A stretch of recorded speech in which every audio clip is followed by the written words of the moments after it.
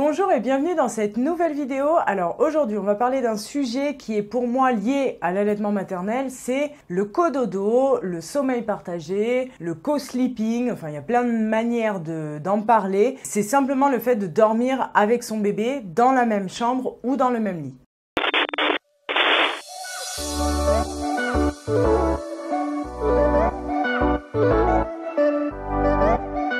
Alors, je vais essayer de vous partager mon expérience parce que j'ai utilisé différentes techniques pour mes deux enfants et aujourd'hui j'ai le recul nécessaire pour vous dire ce que j'en pense, quel est le côté le plus pratique, quoi faire entre guillemets en ce qui concerne le sommeil de nos enfants. Alors ce qu'il faut savoir c'est que on fait partie des seuls pays où dormir avec son enfant c'est un petit peu tabou, c'est pas dans les mœurs, c'est pas quelque chose de normal pour nous parce que on a des grandes maisons avec plein de chambres et donc notre bébé a sa belle chambre avec ses jolies couleurs, son beau berceau et c'est vrai que c'est pas quelque chose de commun en fait de dormir avec son enfant et de dormir plus ou moins longtemps avec son enfant. Alors qu'il faut savoir que dans la plupart des pays du monde c'est quelque chose de juste normal parce que c'est culturel, c'est dans les mœurs de dormir avec son nourrisson. Donc en Chine par exemple, il me semble c'est 90% des bébés de moins de 3 mois qui dorment avec les parents, de même qu'au Japon, dans les pays comme la Finlande, la Suède, la Norvège, pareil, ça représente plus de 50% des nourrissons qui dorment avec leurs parents. Donc nous on fait un peu figure d'exception en la matière. Alors qu'est-ce qui fait que aussi chez nous on fait pas dormir les bébés dans nos chambres ou dans notre lit? Alors dans notre lit c'est parce qu'on a peur de l'étouffer, on a peur de se retourner et de l'écraser. Dans notre chambre, on a peur pour l'intimité du couple parce que faut vraiment que papa et maman ils aient une chambre sacrée qui soit dédiée que à eux, à leur sexualité, à leur vie de couple, à leur intimité. Et puis on pense également que faire dormir les bébés dans les chambres des parents, ça fait des bébés qui sont pas du tout autonomes et qui vont rester jusqu'à leurs 20 ans dans la chambre des parents. Donc en fait, la première des choses que je t'encourage à faire, c'est de pas avoir d'idées préconçues. Par exemple, moi ça a été mon cas. Donc je vous raconte un petit peu mon histoire. Quand j'étais enceinte de ma fille, pour moi il était une évidence qu'elle ait sa chambre comme tous les bébés, comme ce qu'on m'avait inculqué, parce que j'avais ces pensées-là en me disant ouais c'est vrai que si elle dort dans notre chambre, déjà on n'a plus d'intimité et puis peut-être que ça va la rendre capricieuse ou qu'elle va pas vouloir après s'en aller. Et donc elle avait sa chambre qui était bien évidemment collée à la nôtre, mais elle avait sa chambre quand même. Et donc pourquoi je vous dis de pas avoir d'idées préconçues, parce que les choses peuvent changer. Avant tu avais des principes et quand tu deviens maman,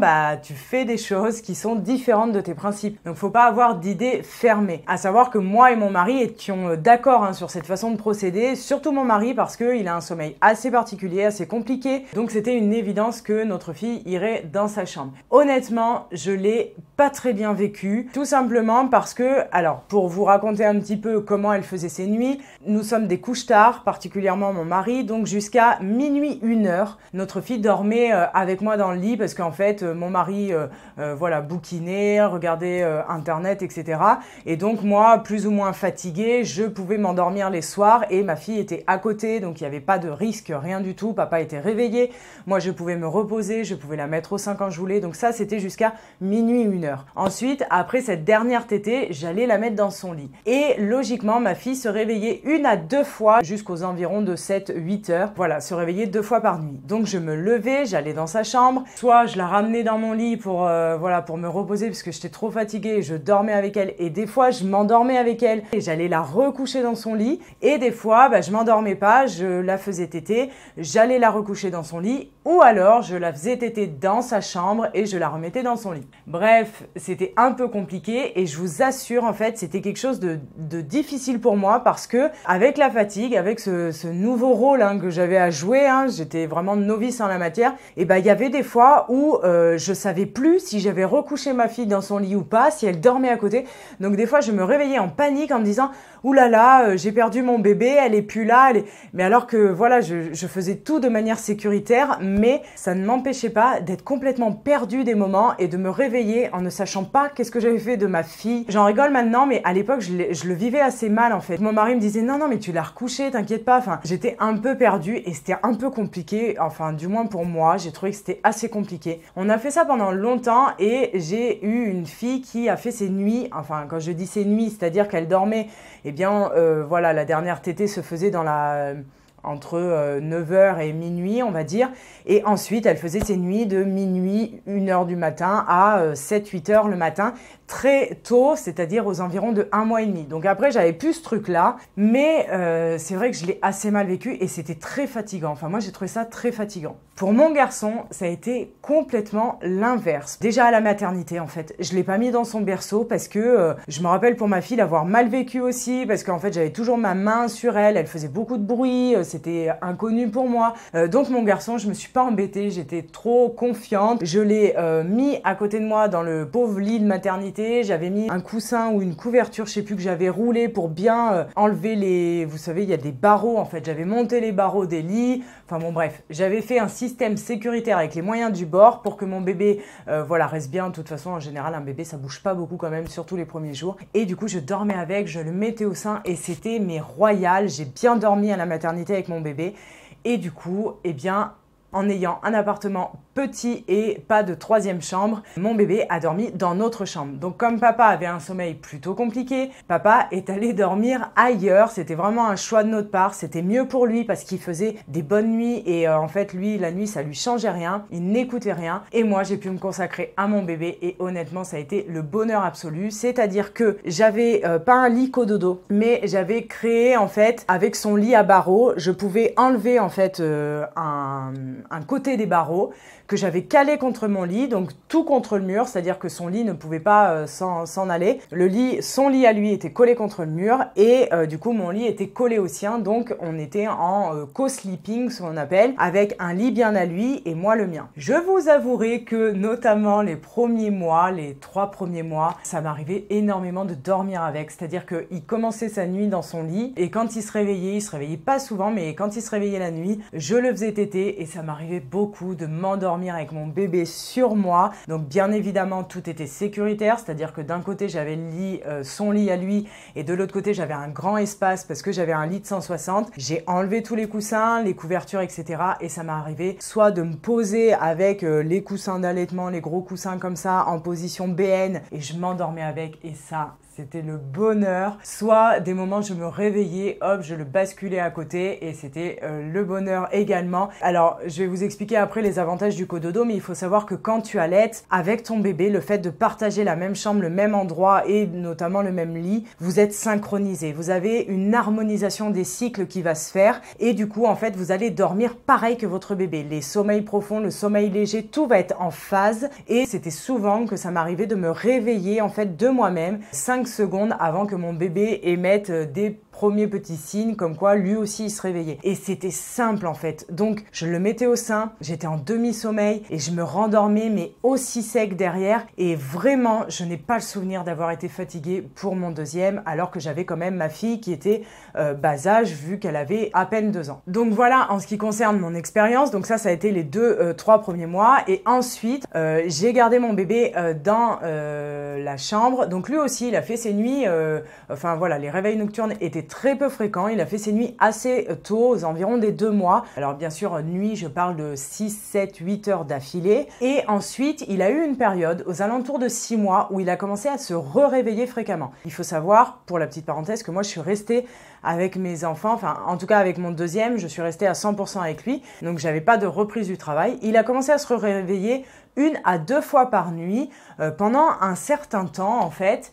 Donc voilà, ça me posait pas plus de problèmes que ça. Pareil, il était toujours dans ma chambre. Et vers l'âge de 8-9 mois, je voyais que mon bébé commençait à vouloir se réveiller un petit peu plus souvent. Et je voyais qu'en fait son sommeil, il était moins paisible qu'avant dans le sens où, oui, je pense qu'il avait envie d'être avec moi. Ça l'incitait à se réveiller plus souvent. Et c'est vrai que moi, j'avais envie de retrouver aussi mon mari. J'étais tout le temps avec lui, donc j'avais envie de reprendre ma place et que chacun trouve son petit rythme. Alors, je vous en parlerai après, mais c'est ça aussi le principe d'avoir un enfant, c'est de faire en fonction de toi, de tes besoins, de tes envies. Il faut pas que tu fasses quelque chose qui t'est imposé, parce qu'on sait que le cododo, c'est bien. Si t'as pas envie de cododoter jusqu'à 2 ans, c'est pas grave. Enfin, il faut trouver ta manière de faire à toi. Donc, en fait, j'ai laissé ma chambre à mon bébé, voilà, je l'ai laissé dans son lit, dans ma chambre et je suis allée rejoindre mon mari dans le salon, dans le canapé et à partir de ce moment-là, mon bébé a recommencé à faire ses nuits complètes et ma lactation n'avait aucun problème, tout était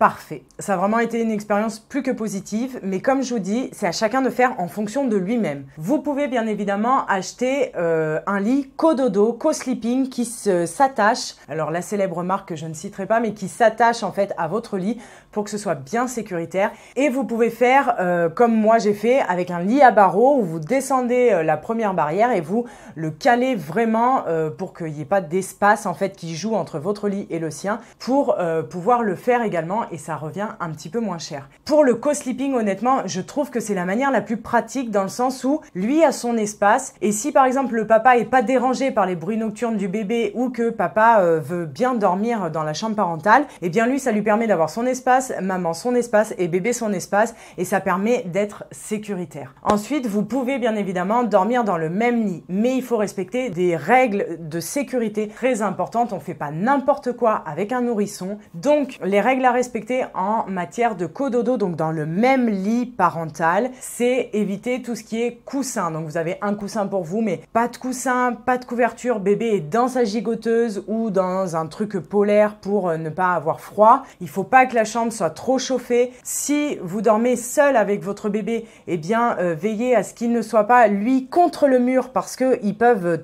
se coincer en fait entre l'espace entre le mur et le lit. Il faut vraiment que lui, il ait une grande place. Donc en général, les bébés dans les premiers mois ne bougent pas, hein, ils vont pas se retrouver au bord du lit, mais c'est bien de les mettre vraiment au milieu. Et puis vraiment faites-vous confiance parce que vous avez comme un instinct en fait.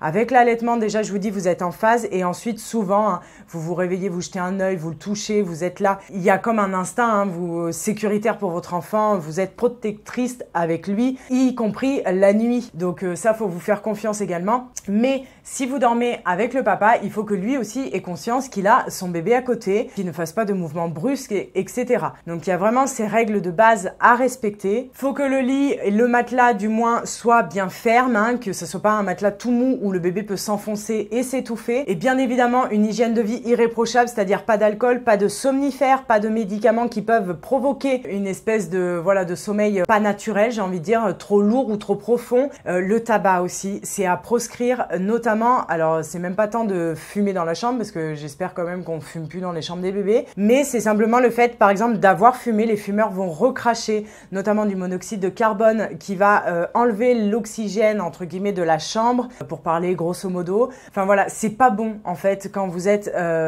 fumeur de dormir avec son bébé ou dans la même chambre. En tout cas, faut vraiment se déshabiller, faire un sas en fait de désinfection, j'ai envie de dire entre guillemets, avant de rentrer dans la chambre. Et puis les personnes aussi en forte obésité parce que eh bien à partir du moment où tu as une masse corporelle qui est importante, bref, c'est pas recommandé, c'est pas pour discriminer les personnes qui ont un fort poids, mais en tout cas ce n'est pas conseillé dans le cododo, dans le même lit, mais vous pouvez faire du co-sleeping. Et puis moi je sais que mon lit par exemple était au ras du sol parce que ça me rassurait de l'avoir au ras du sol parce que je me disais que s'il tombe, il y avait quand même un truc pour protéger. Bon, en général, il tombe pas, hein. Mais voilà, c'était le truc au ras du sol, hein. Je préfère ne pas avoir un lit superposé pour dormir et c'est vrai que c'est plus sécuritaire, en tout cas c'était plus sécuritaire dans ma tête pour dormir avec mon bébé dans le même lit. Et puis, une dernière chose à savoir, c'est que tu peux pratiquer le cododo, bien évidemment, et le co-sleeping quand tu n'allaites pas. Mais il faut savoir que tu vas pas être régi par les mêmes hormones. Les femmes qui allaitent ont des hormones propices avec l'allaitement qui favorisent leur endormissement, mais aussi comme des radars un peu. Et elles sont en phase avec leur bébé allaité. Donc il y a vraiment une alchimie qui se passe entre la maman et le bébé dans le cadre de l'allaitement. Ce n'est pas le cas dans le cadre des mamans qui nourrissent avec le biberon et avec le lait artificiel. Parce que le lait artificiel fait en sorte que bébé, il ait des phases peut-être de sommeil plus profonds, mais en tout cas, ils n'ont pas l'alchimie justement des hormones et des cycles de sommeil qui sont en phase. Donc on conseille aux mamans qui donnent le biberon de faire du co-sleeping plutôt que vraiment le lit partagé. En tout cas, c'est les recommandations notamment de l'Organisation mondiale de la santé. Donc vraiment, si vous avez peur de mal dormir, c'est vraiment une idée reçue, hein. Il faut savoir que on a un problème avec le sommeil. On pense que dormir 8 heures, c'est dormir bien. Mais en fait, si vous avez des cycles qui se passent bien, des cycles parfaits de sommeil profond, sommeil léger, etc., mais entrecoupés, qui sont tronçonnés dans la nuit, voilà, eh bien vous allez autant dormir et aussi bien dormir que quelqu'un qui va dormir longtemps. Donc faut vraiment pas avoir peur de ça. En tout cas, la fatigue, c'est pas quelque chose qui est retranscrit dans le cododo, bien au contraire. Et puis comme je vous ai dit, les hormones de la maman favorisent vraiment un endormissement rapide, un bon sommeil pour justement bien se reposer. Et puis pour celles qui ont encore des doutes quant au fait de faire dormir leur bébé seul, il a été étudié que les risques de mort subite du nourrisson sont vraiment beaucoup plus grandes quand le bébé dort seul dans sa chambre. Tout ça pourquoi? Parce que il va avoir des sommeils profonds, des phases de sommeil profond beaucoup plus importantes. Et en fait, ce sont les réveils nocturnes qui préviennent en fait du danger de la mort subite du nourrisson. Donc il y a vraiment quelque chose de scientifique, il y a vraiment quelque chose de bon physiologiquement pour le bébé, de sécuritaire de dormir avec sa maman.